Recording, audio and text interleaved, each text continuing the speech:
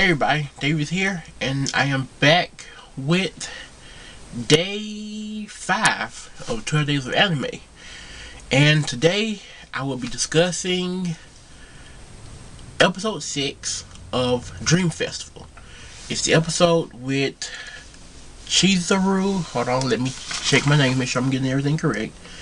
Yeah, Chizuru and Yuzuru, the two brothers. Chizuru, who's already a part of the agency and a part of a group already in Dream Festival, and Yuzuru is his brother, who you don't see until, of course, episode 6. And Dream Festival, I really enjoyed Dream Festival. It's a good idol show. It's fun. It's got the fun elements of of B Project, but also a little bit more character story like Shauna Hollywood also does. But this episode really stuck out to me because it was, since the series begins, Chizuru he's the overly hyper one in the group. He's, from what I can tell, the youngest one of the group, and he's hyper. He's the one that does all the cute faces and does all the cute stuff, and he's just loud and over the top and always energized. And so that's kind of his role. But in episode 6, Yuzuru comes in, and Yuzuru, he's the older brother. They look identical. I mean, they are identical twins, as a matter of fact.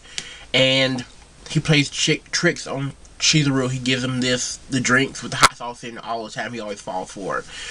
And so, at first you notice that when he's there, Chizuru doesn't really interact with him at all. It's kind of like they're distant. Later on in the episode, you see where Chizuru and one of the other members, the newest member of the group, are going to do a radio show. And during that time, that's when the backstory begins, because you see where, when they were small, Yuzuru was actually Yuzuru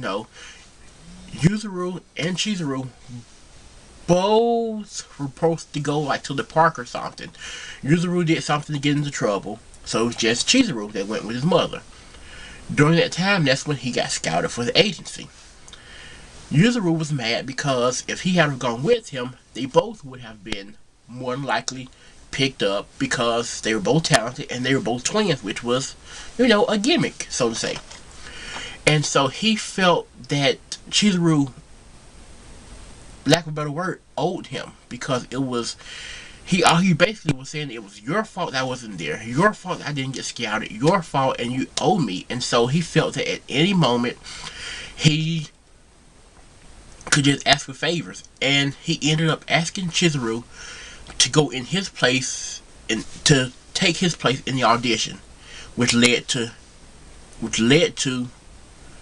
Yuzuru getting picked up by the agency first because he went in his place.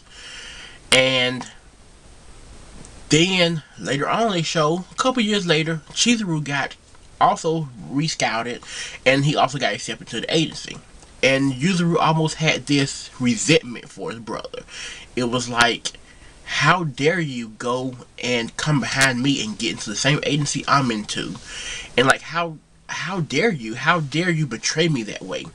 And it was almost as if he felt that his brother had stabbed him in the back, almost.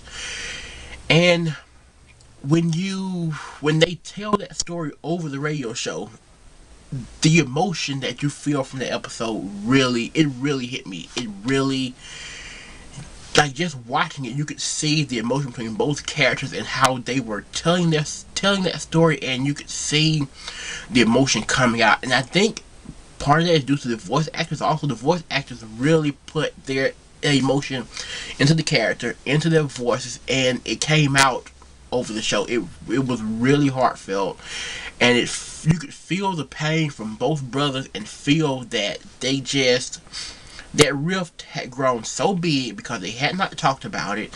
They had not expressed any feelings about it. It was just, I don't know why you hate me so much, and I hate you with a passion, and I will not forgive you ever.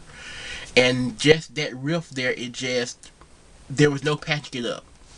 And this was the best way to get it out, because they were able to get out all their emotions, all their feelings, and Yuzuru learned that Chizuru, his intentions were not to stab him in the back. His intentions were to join the agency so him and his brother could be together, because he liked doing things with his brother.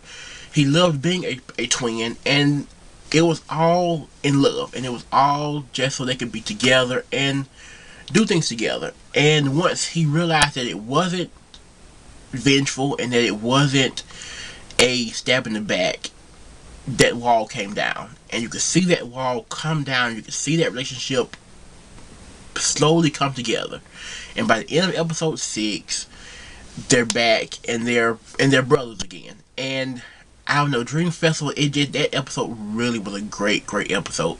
Probably my favorite episode so far of the whole season. It was, I think, just the emotion behind it, the passion behind the backstory, because the backstory was so deep and it had so much pain involved in that backstory that to me, it couldn't help but be affected by it, and it hit you right here. And that was what really made it a great episode. It had a lot of passion behind it, a lot of just love and pain and anger, and it covered every emotion possible, and it was very well done. And so yeah, I want to talk about that episode because it's my favorite episode of Dream Festival, and like I said, I just really thought it was really great. So yeah, that's it for day 5. It's a short video here, but just want to talk about that. And I'll be back with day 6. So thanks for watching again. Like the video, subscribe, enjoy the other videos of Totally Anime, and once again, Maho out.